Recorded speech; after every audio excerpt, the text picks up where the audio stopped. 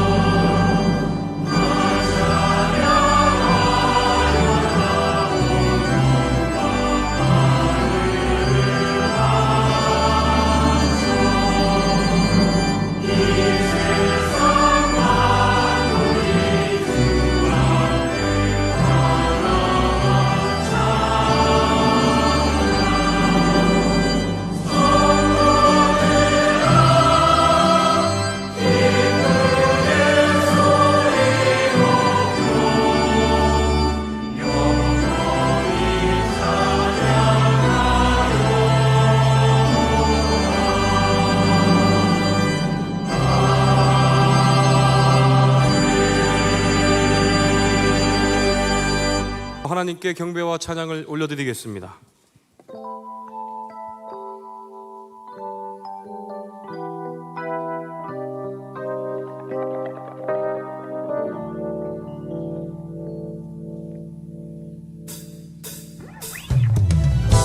할렐루야. 우리를 죄에서 구원하신 주님의 그 크신 사랑만을 바라보면서 찬양하겠습니다.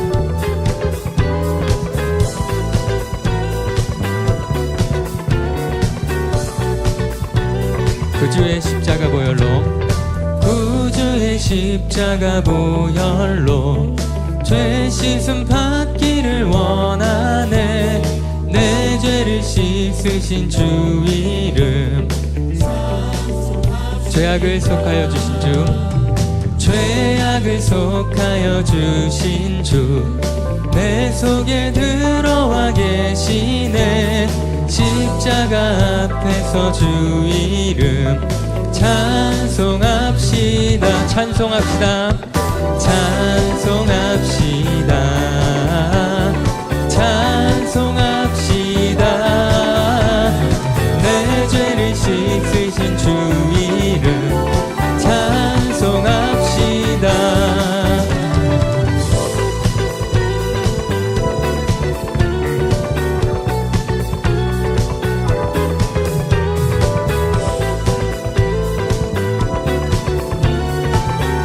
다시 한번 주 앞에 흐르는 생명수, 주 앞에 흐르는 생명수, 날 씻어 정하게 하시네. 내 깊은 정성을 다하여 주님을 찬송합시다. 찬송합시다. 찬송합시다. 내 죄를 씻으신 주 이름 주님만을 찬송합시다. 찬송합시다. 찬송합시다. 내 죄를 씻으신 주 이름 우리 목소리로 내 주께 회개한 영혼은 내 주께 회개한 영혼은 생명수 가운데 피에 젖었네. 흠없고 순전한 주 이름, 주님을 찬송합시다. 찬송합시다. 찬송합시다. 내 죄를 씻으신 주 이름, 주님의 이름만은 찬송합시다. 찬송합시다. 찬송합시다. 내 죄를 씻으신 주 이름. 우리 다시 한번 그 크신 사랑을 찬송하겠습니다. 찬송합시다. 찬송합시다. 내 죄를 씻으신 주 이름 찬송합시다.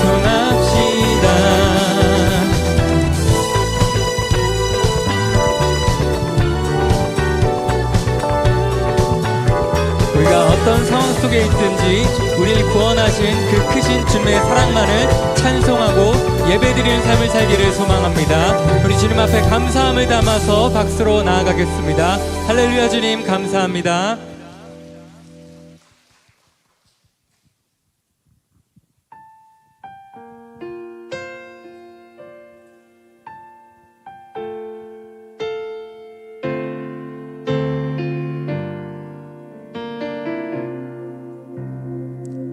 나는 하나님을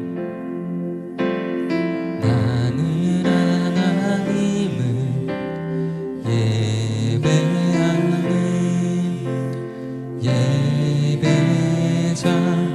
예배자입니다. 내가 서 있는 곳 어디서나 하나님을 나는 하나님을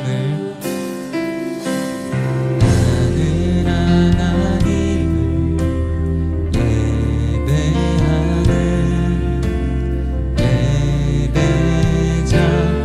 예배자입니다. 내가 서 있는 곳 어디서나 하나님을 예배합니다. 내 영혼 거룩한 은혜를 향하여 내 마음 완전한 하나님 향하여 이곳에서 바로 이 시간 하나님을 예배합니다. 나는 하나님을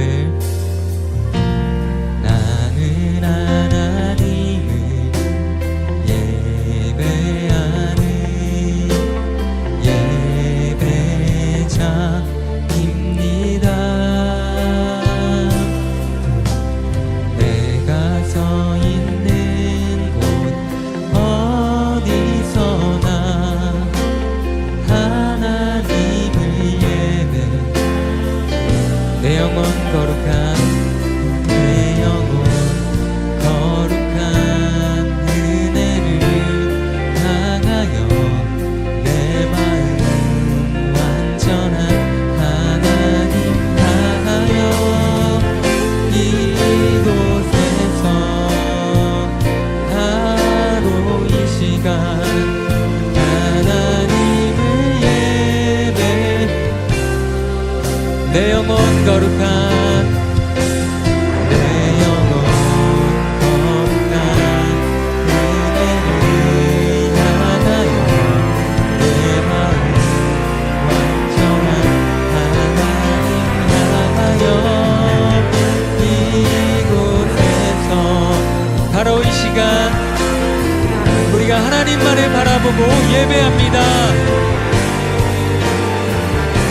우리 다시 한번 내 영혼 거룩한 내 영혼 거룩한 은혜를 향하여 내 마음 완전한 하나님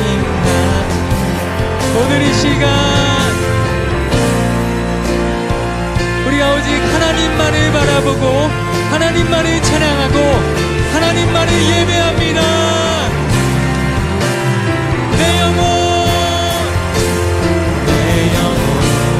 거룩한 은혜를 향하여 내 마음 완전한 하나님 향하여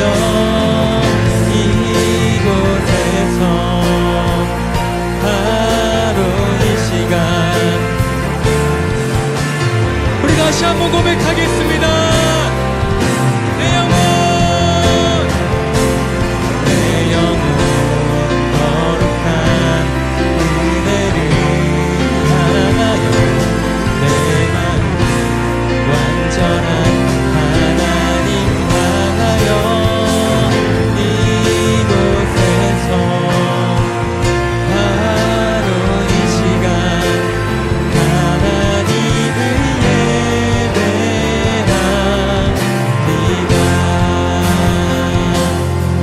예배합니다. 이 시간 함께 오늘들의 예배를 위해서 간절히 기도하며 나아가겠습니다.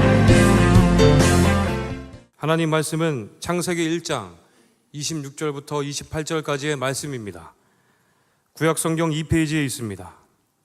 창세기 1장 26절부터 28절까지의 말씀을 제가 봉독하겠습니다.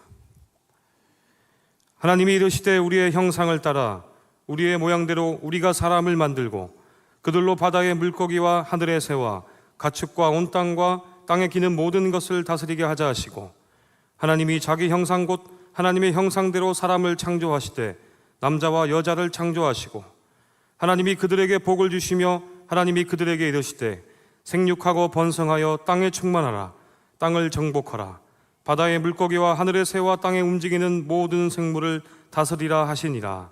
아멘. 이 시간 시온 찬양대의 찬송이 있겠습니다.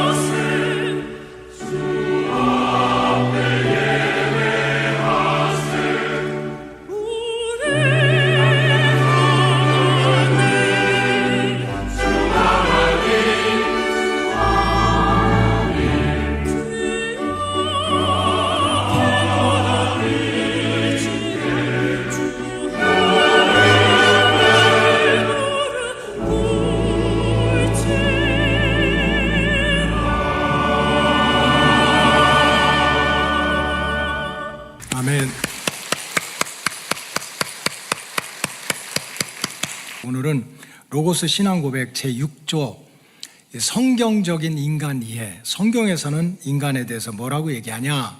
자, 로고스 신앙고백 제6조 다 같이 읽겠습니다. 시작. 우리는 모든 사람이 죄인이며 구원이 필요한 존재임을 믿습니다. 사람들이 볼 때 잘난 사람, 못난 사람, 가진 사람, 갖지 못한 사람들이 많이 있는데 하나님이 볼 때는 모든 사람이 죄인이라는 거예요. 모든 사람이 죄인이고 뭐 인간이 대단한 것 같지만 결국은 하나님의 도움을 받아야 되는, 하나님의 구원이 필요한 존재다 하는 것이 우리의 신앙 고백입니다. 고대로부터 현대에 이르기까지 이 종교와 철학에서 가장 중요한 질문 중에 하나는 인간이 누구인가 하는 질문입니다. 인간이란 도대체 어떤 존재인가 라는 질문이 가장 중요한 이슈입니다. 여러분, 사람처럼 참 이해할 수가 없고 복잡하고 골치 아픈 존재가 없어요.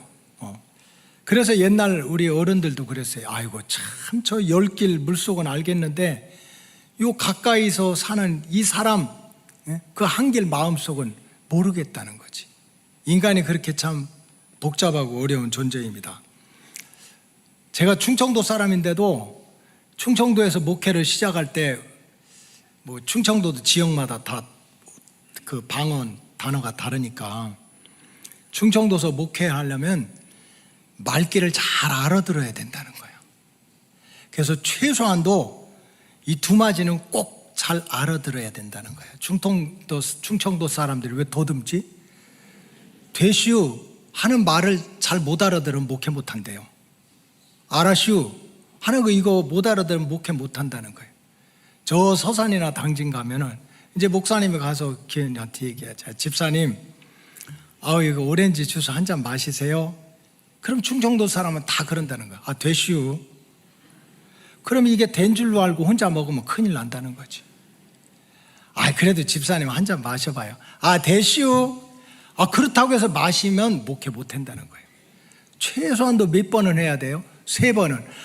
마셔보라고 해서 대시우, 왜 그러셔? 하고 지가 마신대요. 그게 똑같은 대시우라고 하는 말 하나도 이게 겉만 들으면 안 되는 거지. 그 뜻을 모르고 해석을 못하면 목회 어렵다는 거예요. 저 공주에 가면요, 또 제일 많이 쓰는 말이 있어요. 알았슈, 이거예요. 알았다는 거지, 알았다는 거지. 막 권사님, 집사님, 이번에 봄에 우리 교회 앞에다가 이제 채송화도 봉송화도 꽃도 심자고 이거 빨리 심을 때 심어야지. 그럼 교인들이 다 그래요. 알았슈 그러는 거예요. 근데 그 이튿날 아침에 보니까 한 명도 안 왔어요. 왜 왔냐고 물었더니 어제 꽃 심자고 하니까 알았슈 하고 대답했는데 왜 안 왔냐니까 알았다고 한 거지 우리가 언제 온다고 했슈 이러는 거지. 그러니까 이 귀로 들리는 게 전부가 아닌 거지. 그 말 속에 들어있는 뜻을 알아야 된다. 인간이 이렇게 복잡한 인간이야. 단순하지 않아요. 나 솔직히 마음 문 열어놓고 얘기하는데 그 사람 마음 문 닫고 하는 거야. 이게 인간이 이렇게 복잡해요. 그래서 세상에는 참 선하고 착한 사람도 많이 있지만 정말 글자 그대로 얼마나 악한지 짐승만도 못한 인간도 있어요. 그래서 사람을 한마디로 정의하는 게 쉽지 않습니다. 그럼에도 불구하고 옛날 선조들이 또 유명한 사람들이 인간에 대해서 정의를 한 것을 몇 가지를 살펴보면 이 고대 철학자 아리스토텔레스는 인간은 사회적인 동물이라는 거야. 그냥 먹을 것 입을 것 넘친다고 나 혼자 살고 행복하고 그게 아니라는 거지. 인간은 사회적으로 그저 자꾸 모여서 뭉쳐서 사는 존재라는 거예요. 어떻게 보면 좋은 뜻이지만 인간은 사회적인 동물이라고 하는 것은 다른 말로 하면 정치적인 동물이라는 거예요. 그렇기 때문에 평생 사는 동안 끊임없이 그냥 모여가지고 네 편 내 편을 가르는 거예요. 네 편 내 편 가르고 갈라져서 싸우는 것이 인간의 존재라는 거예요. 굉장히 이성적인 것 같지만 모여놓기만 하면 정치적인 동물이 되고 사회적인 동물이 돼가지고 네 편 내 편이 갈라지는 게 인간이다. 우리나라의 정신에 가장 영향을 끼친 게 샤머니즘, 무속 종교, 미신입니다. 미신. 이 무속 종교에서는 인간을 어떻게 보느냐? 인간은 자기 스스로 운명을 결정하지 못한다는 거예요. 무슨 소리야? 내 인생 내 건데. 그게 아니라는 거지. 우리 운명을 결정하는 것은 죽은 조상이고, 또 우리 운명을 결정하는 것은 산에 있는 산신이고, 바다에 가면 바다신이고, 하늘에 가면 태양신이든지 달신이든지, 이런 영적인 존재들이 우리 인생을 주관하고 있다는 거예요. 우리 인생을 주관하고 있다. 그래가지고 어떡합니까? 그냥 내가 하루라도 평안하게 살려면 그저 그냥 조상이라도 잘 모셔야 되니까, 어떤 집안에서는 자꾸 우환이 와, 질고가 와, 실패해, 자녀들이 안 돼. 그러면 이거 조상을 잘못 모셨나, 터가 나쁜가 해가지고 그냥 멀쩡히 계신 묘를 파가지고 다른 데로 옮기기도 하고, 자기 인생이지만 내 인생을 내가 책임을 못 진다는 거지. 그래가지고 그냥 산에 가면 산신령한테, 뭐 붓두먹에 가면 붓두먹 신한테도, 화장실 신도 있어요. 그렇게 온갖 잡신한테 붙들려 사는 것이 인간이다. 이게 샤머니즘에서 얘기하는 인간입니다. 그런가 하면 조금 고등 종교로 올라가면은 불교가 있지 않습니까? 지금 뭐 서양 사람들도 많이 연구를 하고 하는데, 불교에서의 인간 이해는 뭐냐면, 첫째로 모르겠다는 거야. 나라고 하는 존재가 모르겠다는 거예요. 지금 내가 나은 것 같지만 어제의 나하고 또 다르고요, 오늘의 나는 내일의 나하고 또 다르대. 지금 내가 무슨 소리를 하는지 나도 모르고 여러분들도 모르는 거예요. 모른다는 거예요. 모른다. 근데 한 가지 분명한 것은, 우리 인간은 육도윤회라는 6가지 큰 도성을 뺑뺑 돌아가면서 고통을 받는 게 우리 인간이라는 거예요. 윤회. 사람이 죽으면 끝이 아니라는 거지. 다시 태어나서 6가지 육도를 어딘가 다시 태어나서 고통받고 번민하고 살아가는 게 인간이라는 거예요. 인간의 자신이 무슨 말을 했는지, 또 어떤 행동을 했는지, 그걸 업이라고 그러는데, 업에 따라서 육도 중에 한 군데 다시 태어난다는 거예요. 지금 저와 여러분들은 불교식으로 얘기하면은 인간도에서 사는 거예요. 인간도. 제주도가 있고 울릉도가 있는데, 우리는 무슨 도에서 살아요? 인간도에서 사는 거지. 인간도가 평안합니까? 여기도 생로병사의 고통이 있어. 그래서 불교에서 가르치는 육도윤회 그림을 보세요. 저렇게 그려져 있어요. 그래서 우리는 지금 어디에 살고 있는 거예요? 인간도에 살고 있는 거예요. 시집가고 장가가고 생일잔치하고 뭐 인간도에 살아. 근데 저 인간도에 살다가 어떤 사람이 너무 욕심을 부려. 어떻게 그렇게 욕심을 부리냐. 남의 거 빼앗아 먹고 그렇게 욕심 부리면 죽으면 끝이 아니라, 이 죽은 사람이 어디에서 다시 태어나냐면은 아귀도라고 하는데 다시 태어나요. 아귀도에 보면 거기 사람이 앉아있는데 뭐가 제일 많이 나왔어요? 배불뚝이잖아. 배가 저렇게 큰데 목구멍은 바늘만 해.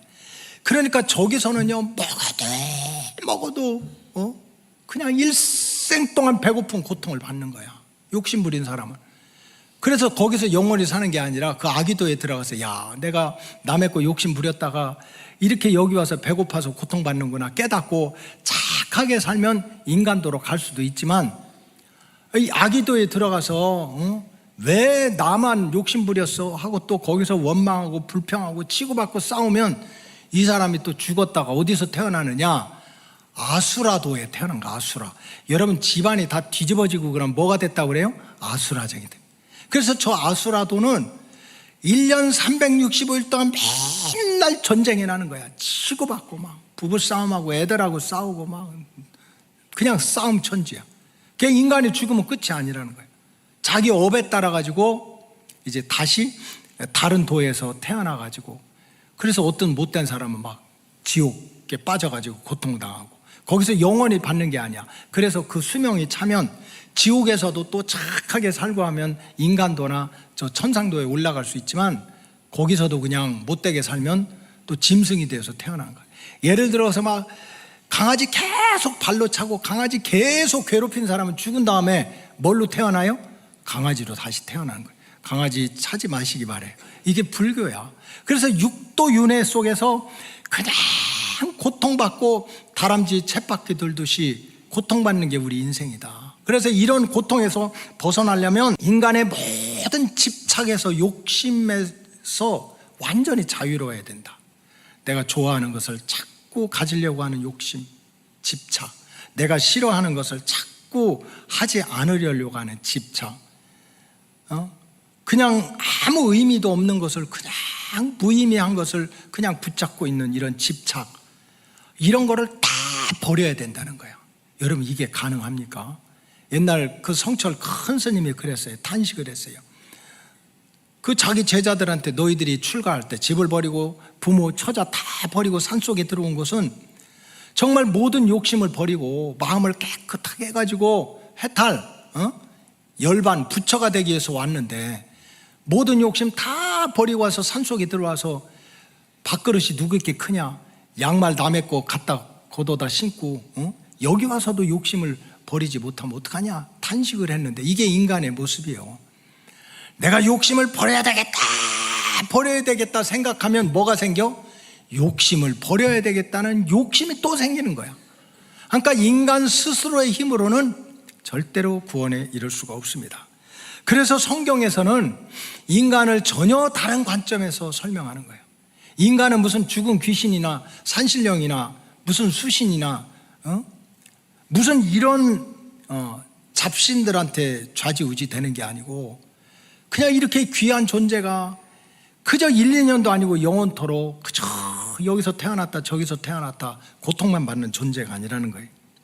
성경에서 말하는 인간은 따라하세요. 하나님의 형상을 닮은 하나님의 아들, 딸이다. 우리 인간은 성경에서 딱 얘기인데 인간이 도대체 뭐냐? 하나님의 형상을 닮은 하나님의 아들, 딸이라는 거예요. 창세기 1장 26절에 보면 하나님이 이르시되 우리의 형상을 따라 우리의 모양대로 우리가 사람을 만들자. 여러분, 성경에서 말하는 사람은 진화론에서 말하는 것처럼 원숭이가 그냥 진화해가지고 이렇게 걸어다니는 인간이 된 게 아니고 빅뱅론에서 얘기하는 것처럼 138억 년 전에 우주에 있던 먼지나 에너지나 또 빛이나 이런 것이 그냥 합쳐져 가지고 대폭발을 일으켜 가지고 우연히 이렇게 생겨난 존재가 아니라는 거예요. 여러분, 폭발이 일어나면요 멀쩡한 것도 다 부서지지 폭발이 일어나는데 어떻게 이렇게 아름다운 모습이 나옵니까? 우리 인간은 그런 존재가 아닙니다.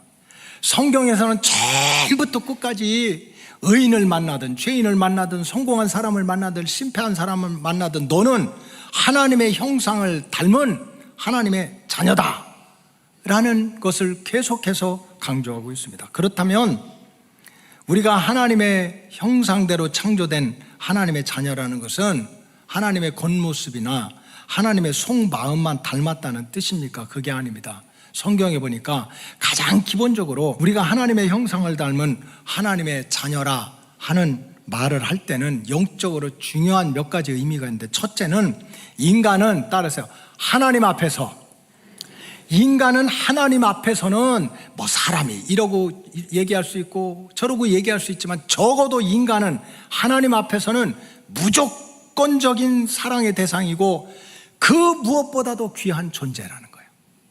우리 인간은 하나님의 형상을 닮은 하나님의 아들, 딸이다 했을 때는 인간이 뭐 누구 앞에서, 친구 앞에서, 세상 앞에서는 몰라도 적어도 우리를 창조하신, 우리를 낳아주신 하나님 앞에서는 절대적으로 사랑받을 존재고 그 무엇보다도 귀한 존재라는 거예요. 이사야 49장 15절에 보면 여인이 어찌 그 젖 먹는 자식을 잊어버리겠느냐.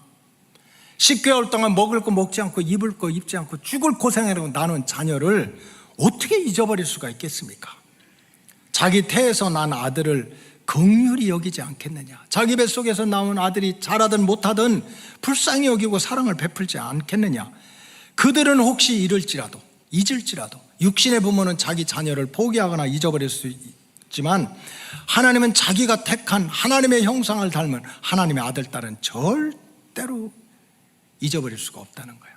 사랑하지 않을 수가 없다는 거예요. 성경에서 너는 하나님의 형상을 닮은 나의 아들, 딸이라고 하는 것은 우리가 잘나고 못나고를 따지는 거 아닙니다. 부모 눈에 잘나고 못나고가 어디가 있어요?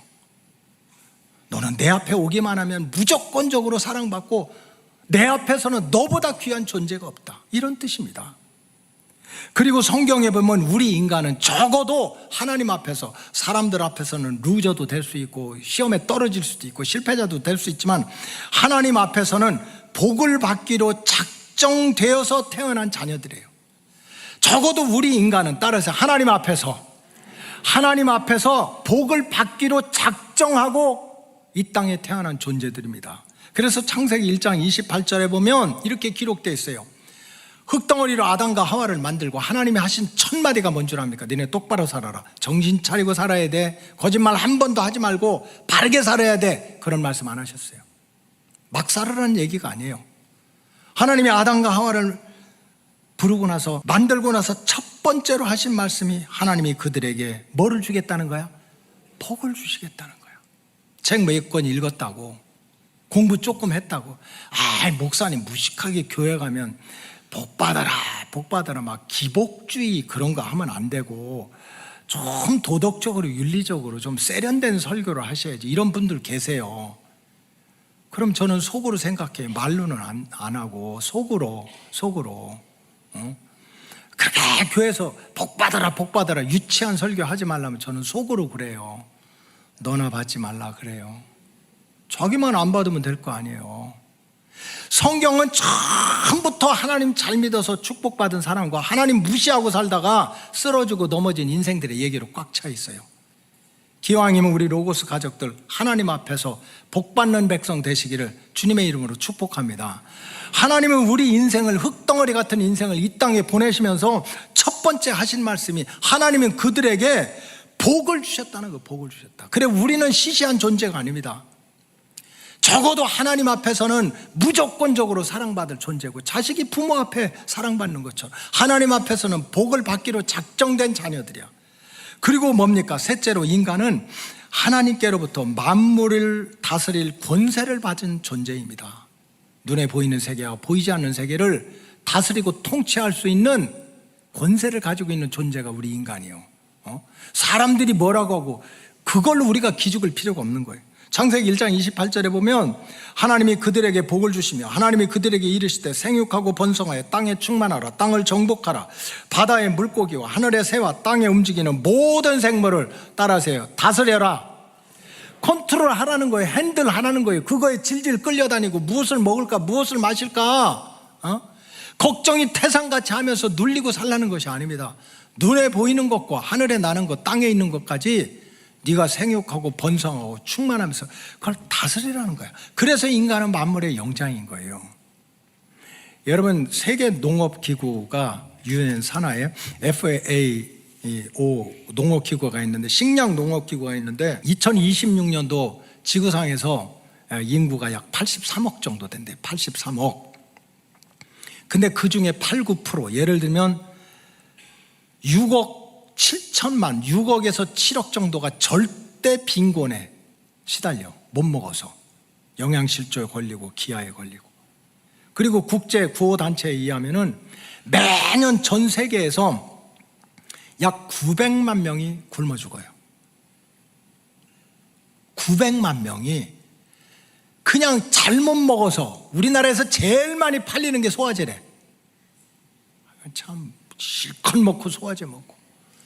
그거 말고 미국에서 제일 많이 팔리는 건 수면제래. 잠이 안 와가지고. 세상에 지금 900만 명은 못 먹어서 죽는 거야. 그 못 먹어서 죽는, 이거는 통계 나온데 안 보이는데 산골짜기에서 저 원주민들, 이건 말고 병원 같은 데서 통계로 나온 게 900만 명 중에 약 3분의 1, 300만 명은 5세 이하입니다.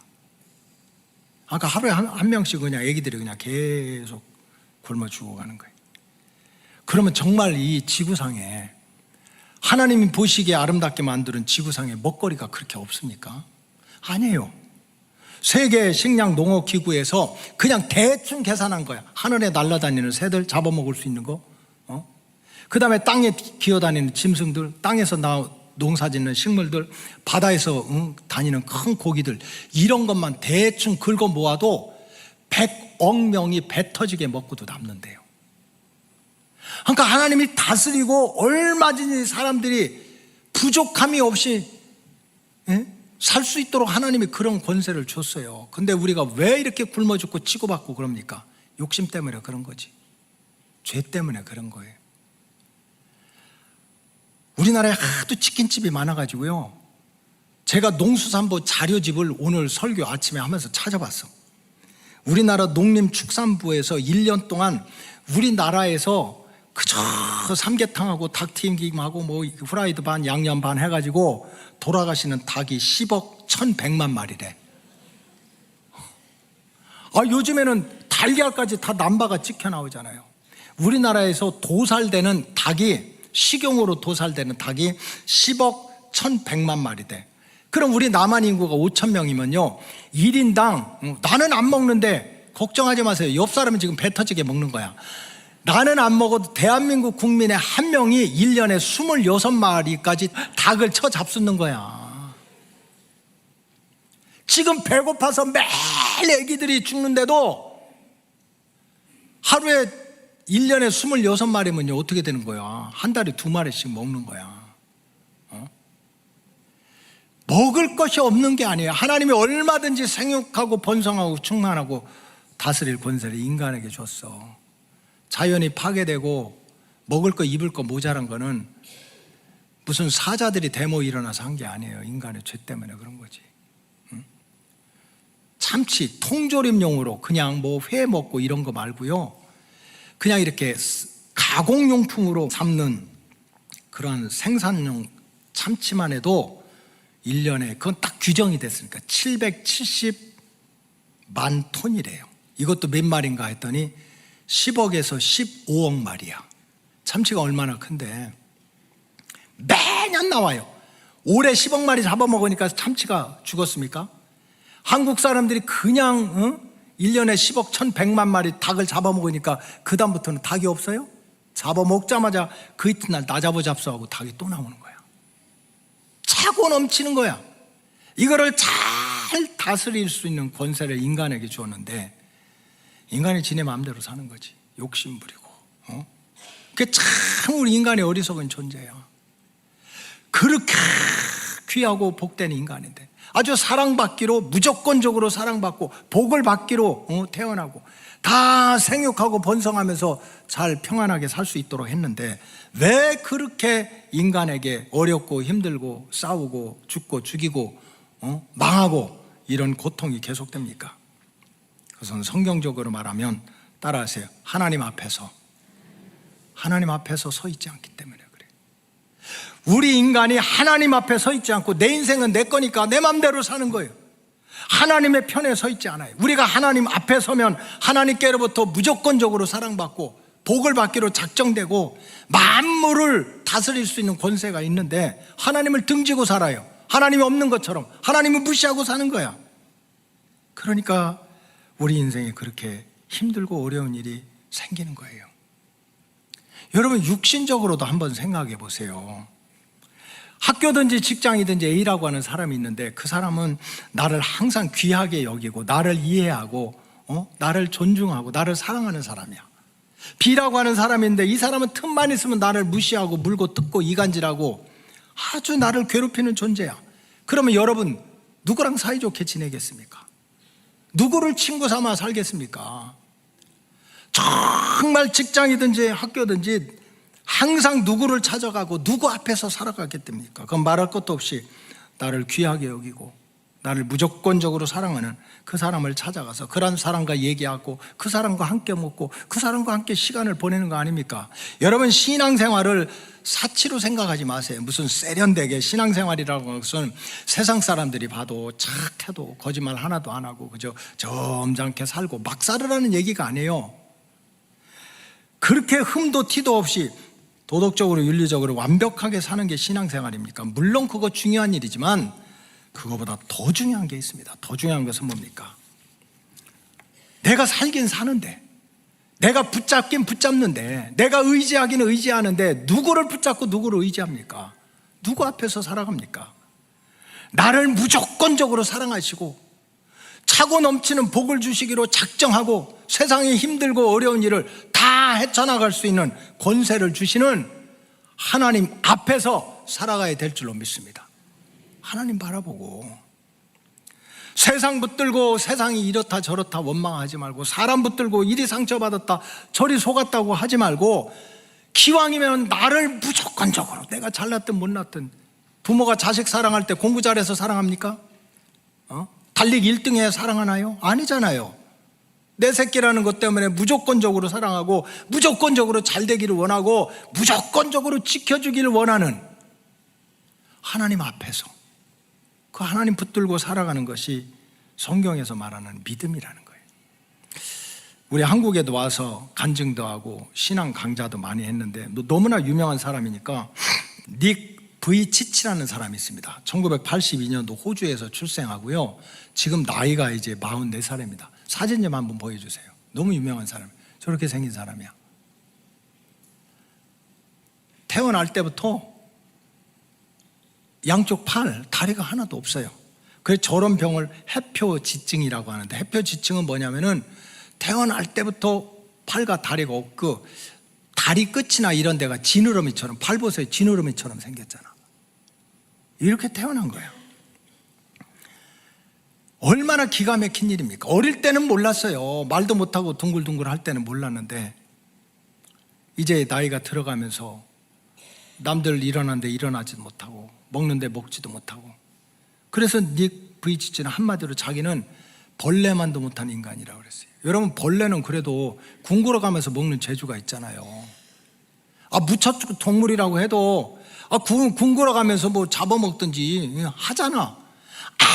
아무것도 못하는 거야. 아무것도 못해. 정말 자기의 모습을 보면 너무나 외롭고 화가 나고 속상하고. 근데 이제 그래서 이 10대 때는 못 살겠는 거야. 근데 그 글을 읽어보니까 자살을 하려고 해도 자살할 방법이 없는 거야. 손이 있어야지 뭐를 하지, 발이 있어야지 어딜 뛰어내리든지 하지. 그래서 닉 브이치치가 자살을 3번 시도했는데 언제 했냐? 엄마가 목욕통에다 넣고 이렇게 씻기려고 하면 얘가 그냥 머리를 쳐박는 거야. 이 물속에 숨 안 쉬어서 죽으려고. 그런 10대를 보낸 거예요. 사람들 앞에 설 때마다 너무나 불행하고 너무나 초라하고 너무나 화딱지근하고 너무나 희망이 없는 거예요. 살아갈 무슨 희망이 있겠어요? 근데도 그 엄마는 이 아들을 포기하지 않고 그 아들 앞에다가 항상 성경책을 이렇게 열어놓는 거지. 손이 있어야 보죠. 발로 붓글씨도 쓰는 사람인데 발이 있어야 이걸 넘기기나 하지. 그러니까 어느 날 이 닉 브이치치가 이마로 이걸 넘기는 거야. 이마로 넘기는 거야. 한 장 넘기고 또 한 장 넘기고, 그러면서 그냥 눈에 보이는 성경을 읽기 시작하는데 어느 순간부터 성경이 자기한테 말을 하더라는 거. 말. 성경이, 내가 손으로도 못 잡는 성경이 이마로 이렇게 넘기게 되면 이 성경이 닉 브이치치한테 말을 하는 거예요. 제가 어릴 때 보니까 성경이요, 우리 엄마한테도 말을 했어요. 진짜. 그래서 우리 엄마는요 이런 얘기를 해요. 나는 성경만 피면 그렇게 졸리더라. 왜냐하면 성경만 피면 너는 자라, 그렇게 얘기했겠지. 닉 브이치치가 어느 날 성경을 이마로 넘기는데 말소리가 들리는 거예요. 사랑하는 아들아, 사랑하는 아들아, 누가 뭐라고 해도 나는 너를 사랑한다. 누가 뭐라고 해도 너는 나에게 얼마나 귀중한 존재인지 모른다. 그저 여기를 펴도 저기를 펴도 들리는 소리는 똑같은 소리인 거예요. 나는 너를 사랑한다고. 너보다 귀한 아들이 없다고. 세상에 사람들 앞에만 서면 그렇게 초라하고 절망적이고 화딱지근하고 인생을 살 희망이 없는데, 말씀 앞에만 서면, 하나님 앞에만 서면 하나님이 내가 너를 사랑한다, 너보다 귀한 자녀가 없다, 절대적으로 너는 내가 책임진다는 하나님의 음성을 자꾸 듣는 거예요. 그래서 그 나이에 마음을 고쳐먹고 다시 공부하기로 작정을 하고 대학도 졸업하고 그 다음에 간증을 시작하고 또 그 연설을 하고 다니면서 이제는 세계적인 강연자가 되고 복음을 전하는 전도자가 됐습니다. 지금 44살인데 지금 어떻게 살아가는 줄 압니까? 그림을 보여주세요. 저렇게 살아가고 있어요. 저렇게 예쁜 아내를 만나가지고 결혼을 해서 아들 둘을 낳고, 저기 호주의 해변가입니다. 딸을 낳는데 트윈스, 쌍둥이를 낳았어요. 쌍둥이를 낳았어. 닉 브이치치가 하는 말이 있어요. 사람들 앞에 설 때마다 나는 너무나 초라하고 나는 인생에 살 희망이 없고 나는 정말 불행한 존재였는데 하나님 앞에만 서면 나는 사랑받을 존재고 아주 복을 받기로 작정하고 태어난 존재고 세상의 그 어떤 역경도 이겨낼 수 있는 존재로 자기가 깨닫기 때문에 나는 하나님 앞에 살겠다는 거예요. 하나님 앞에서. 우리 로고스 가족들 모두도 여러분들의 형편도 생각도 환경도 다 달라요. 사람 앞에 설 때 저 사람은 금수저고 나는 흙수저고, 저 사람은 잘 나가는데 내 인생은 왜 이렇게 꼬여, 저 사람은 성공했다는데 나는 하는 것마다 왜 이렇게 박살나는 거야 할 수도 있지만, 누가 뭐라고 해도 저와 여러분들은 하나님의 형상을 닮은 하나님의 아들, 딸이라는 것을 깨닫고 나를 진정으로 사랑하고 나에게 복을 주시기로 작정하고 세상의 그 어떤 역경과 시련도 헤쳐나갈 수 있는 힘을 주시는 하나님 앞에서 하나님을 사랑하고 하나님을 의지하고 하나님 붙들고 승리하며 살아가시기를 주님의 이름으로 축복합니다.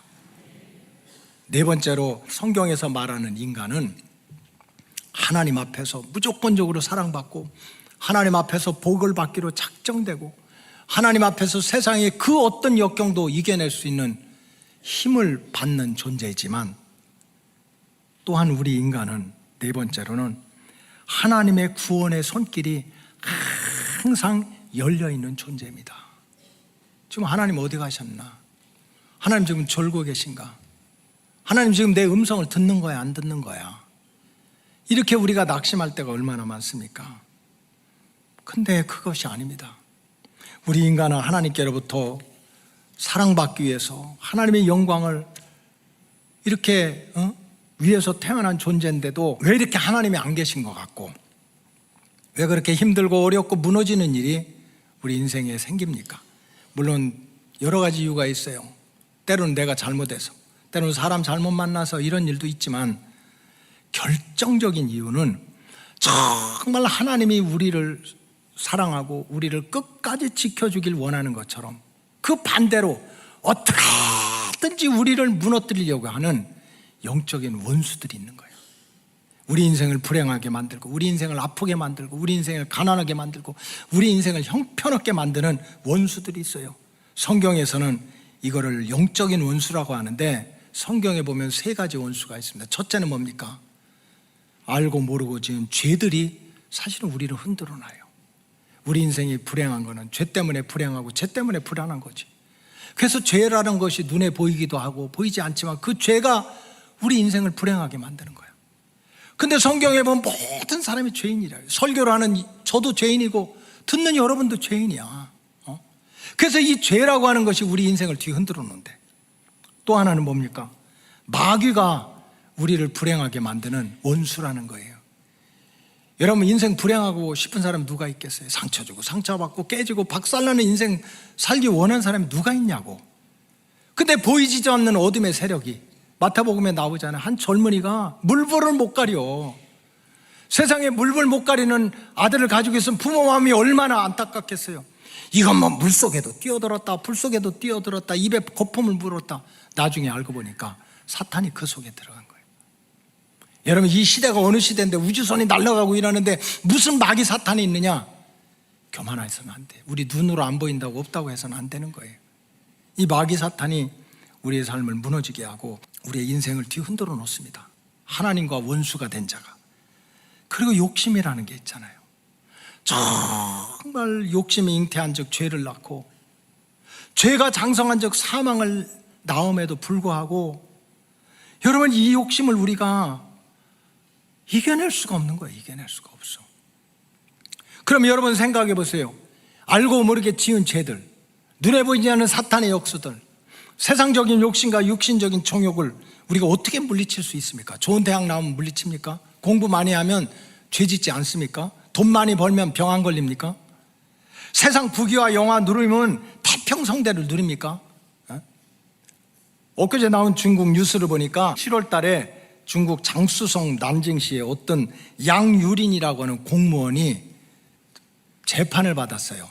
그게 사형언도를 받았는데, 이 공무원이었는데 30년 동안 뇌물을 받았어요. 역시 대국이야. 얼마 받았나 했더니 5천억을 받았어. 5천억! 하여간 우리 교인들은 놀래지도 않아. 그냥 5천억 그까짓 거 뭐 어차피 없는 거 이거예요? 응? 아니 30년 동안 5천억의 뇌물을 받았으면 이제 그런 분야에 있었던 거야. 돈을 긁어모으는 거. 아마 500억 정도만 했어도 딱 끊고 숨어서 살았으면 지금 나이가 그냥 거의 67, 8세 돼가지고 사형당하고 사형 판결을 받고 전 재산 몰수를 당했어요. 그런 일이 없잖아. 근데 여러분, 인간의 욕심은요 끝이 없는 거야. 돈 많이 벌으면 욕심 없어집니까? 공부 많이 하면 죄 안 짓습니까? 부귀와 영화를 누리면 행복합니까? 아닌 거예요. 그래서 성경에서는요 하나님이 도와주셔야 된다는 거예요.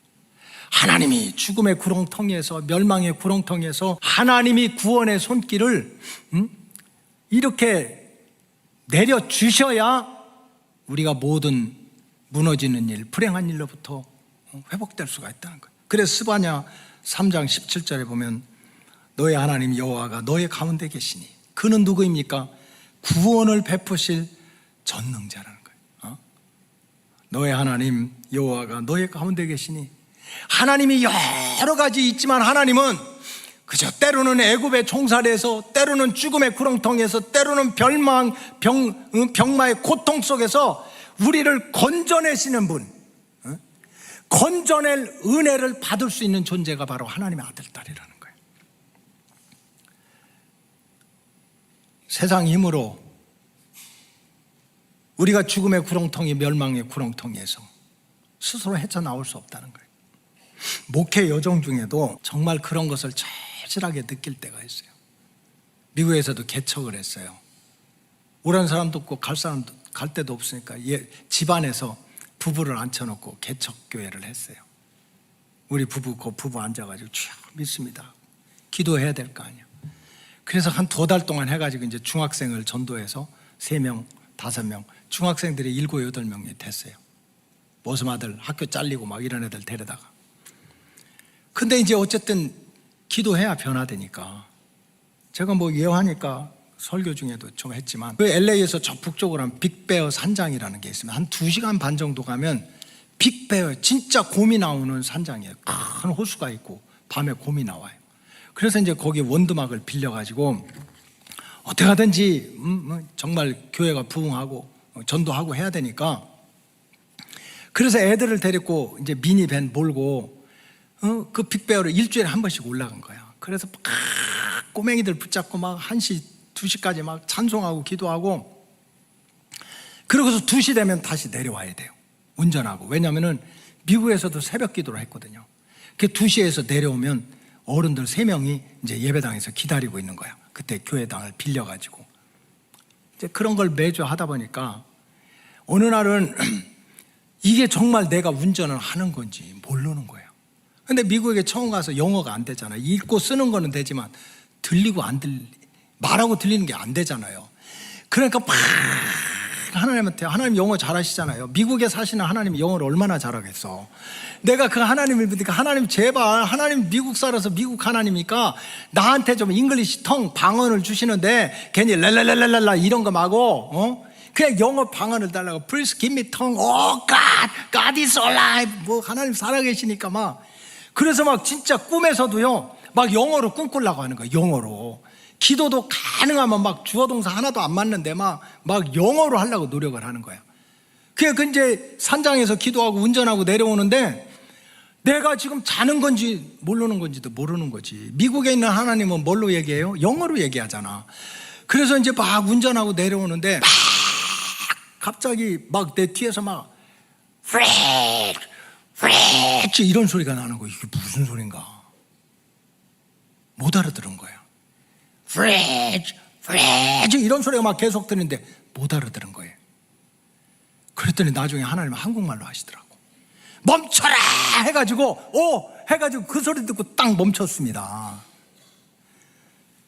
미니밴이 멈췄는데요 정말 이렇게 산길 가다가 이렇게 딱 걸린 거예요. 말도 못하는 절벽, 거기 떨어지면 그냥 박살나서 죽는 거예요. 참 좋으신 하나님이야. 미국 하나님이 영어로 프리즈는 멈춰라 소리거든요. 근데 그 말 못 알아들으니까 무슨 말로 하셔서? 한국말로 하셔서 멈추라고. 그 소리 딱 듣고 브레이크를 밟았더니 미니밴이 딱 걸쳤습니다. 뭐 그때 휴대폰도 없고 내릴 수도 없고 움직일 수도 없고 한 20분 정도 지나니까 그 레인저라고 산악을 지키는 경비대원들이 돌아가다가 이 웬 미니밴이 그냥 걸터 있으니까 조금 있으니까 막 앰뷸런스가 오고 헬리콥터가 뜨고 두두두두 하고 사진 찍고 지방신문에 저 났어요. 창피해 죽는 줄 알았어요. 한국 목사가 산기도 갔다 졸아서 빠져 죽을 뻔했다 이런 걸 났더라고. 그렇게 창피 찰나는데도 저는 믿는 게 있어요. 하나님이 영어로 하다 못 알아들으니까 한국말을 하시면서 나를 그의 오른손으로 붙잡아 주신 거예요. 하나님이 구원의 손길을 그 구렁텅이에서 건져내셨어요. 성경은요, 우리 인간이 대단한 것 같지만요, 자기도 모르게 빠져 죽는 인간이야. 근데 그곳에서 우리를 건져내시는 분, 그게 하나님인데 그분의 자녀가 우리라는 거지. 2차 대전 때 정말 뭐 전 세계가 전쟁으로 휩쓸려서 유럽에서 있었던 일인데, 이제 한 유럽의 군인이 혼자 떨어져가지고 죽게 생겼어요. 그래서 그냥 이렇게 산악지대에서 이렇게 굴 같은 데 들어가서 이제 혼자 숨어 있는데 갑자기 보니까 막 적군들이 왔다 갔다 하고 난리가 난 거야. 그래 이제 자기는 죽은 거지, 혼자서 어떻게 해. 그래서 그냥 그 이 굴 앞에서 막 적군들이 왔다 갔다 하는데 그때 하나님한테 간절히 기도한, 하나님 나 좀 지켜주세요. 이 굴문 좀 막아달라고. 하나님 굴문 좀 막아달라고. 소리도 못 지르고 이 굴문을 막아달라고. 그래 나를 이 죽음의 구렁텅이에서 건져달라고. 그렇게 굴문을 막아달라고 기도하는데 하나님이 어디 신방을 가셨나, 텔레비를 보시나, 대답이 없는 거예요. 대답이 암만 불러도 대답이 없어요. 아니 천군 천사라도 보내서 굴문을 막아야 자기가 살 거 아니야. 대답이 없어. 그래서 다 죽었다고 생각하고 머리 땅에 쳐박고 한참 있고 2시간이 지났는데 갑자기 밖이 조용한 거예요. 나가봤더니, 굴문 앞으로 나가봤더니 무슨 일이 벌어진 줄 압니까? 거미들 4-5마리가 그 이 굴 입구에다가 막 돌아다니면서 거미줄을 잔뜩 쳐놓은 거예요. 그러니까 이 적군들이 와서 보니까 조그만 굴인데 그 앞에 뭐가 쳐져 있어? 거미줄이 쳐져 있어. 그럼 여기 누가 들어간 거야? 안 들어간 거야? 안 들어간 거지. 그래서 그걸 깨닫고 그 군인이 일기로 써는 것이 하나 기독교의 역사 예화가 있습니다. 여러분, 하나님의 구원의 손길이 내 손에 안 보일 때도 있어요. 내 눈으로 안 보일 때도 있다고. 내 귀에 안 들릴 때도 있어요. 내가 땅에다 머리 박고 죽겠다고 하는데 거미가 그 앞에서 거미줄을 치는 게 보이겠습니까? 들리겠습니까? 여러분, 내 눈에 안 보이고 내 귀에 안 들려도 하나님이 택한 하나님의 자녀들에게는 하나님의 구원의 손길이 항상 함께하게 될 줄로 믿습니다. 세상을 보고 사람을 보면요, 목사라도 여러분들도 때로는 불행을 느끼고 때로는 화도 나고 때로는 불공평하다고 절망할 수도 있어요.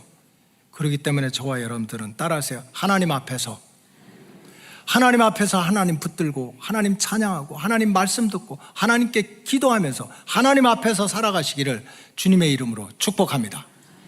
적어도 사람들 앞에서 세상에서는 내가 꼴찌일 수도 있고 1등도 못할 수도 있고, 내가 금수저가 아니라 은수저, 흙수저가 될 수밖에 없지만, 그래도 저와 여러분들은 하나님 앞에 설 때는 하나님께서 나는 너를 무조건적으로 사랑한다. 너보다 귀한 존재가 없다. 너는 아이의 복을 주기로 작정하고 내가 보냈다. 세상의 그 어떤 어려움 속을 너는 헤쳐나갈 수 있고 어떤 구덩이에서도 내가 건져준다.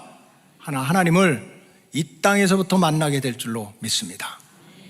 하나님 앞에서 하나님 바라보고 믿음으로 승리하시기를 주님의 이름으로 축복합니다. 기도하겠습니다. 하나님 감사합니다. 우리가 내 인생은 내 거라고 내 맘대로 살아가고 사람들 앞에서 교만 떨고 사람 앞에서 낙심하고 세상 앞에서 자랑하고 세상 앞에서 부끄러워했던 지난날의 모습을 버리게 해주시고 코람 데오 in front of God, 하나님 앞에서 나라고 하는 존재는 하나님 앞에 설 때 무조건적으로 사랑받고 하나님 앞에 설 때 무조건적으로 귀한 존재가 되고 하나님 앞에 설 때 복을 받기로 작정된 자녀이고 하나님 앞에 설 때 모든 세상의 어려움을 물리칠 수 있고 하나님 앞에 설 때 사망의 음침한 구렁텅이에서도 건져냄을 당할 수 있다는 말씀을 붙들고 이 땅에서부터 승리하며 살아가는 우리 로고스 가족들 되게 하여 주시옵소서. 축복하오며 예수님의 이름으로 기도하옵나이다. 아멘.